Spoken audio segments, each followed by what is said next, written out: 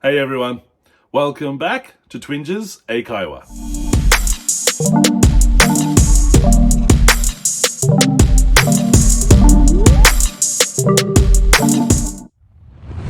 はい、皆さんこんにちは。Twinges 英会話です。Welcome back。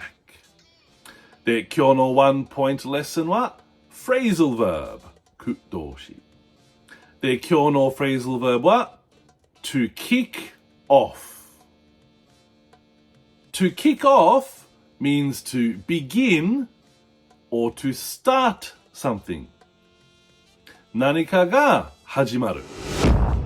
例えば、The rugby match kicked off at 3 o'clock.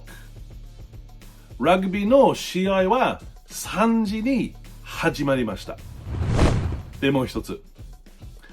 I'd like to kick things off with a few comments.最初にいくつかのコメントから始めたいと思います。で、最後もう一つ。What time will the meeting kick off? 会議に何時に始まりますか？はい、皆さんじゃもう一回。To kick off, to begin or to start something.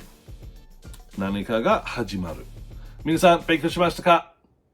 はい、よかった。それで質問ならば、提案ならば、みんな下、コメントお願いします。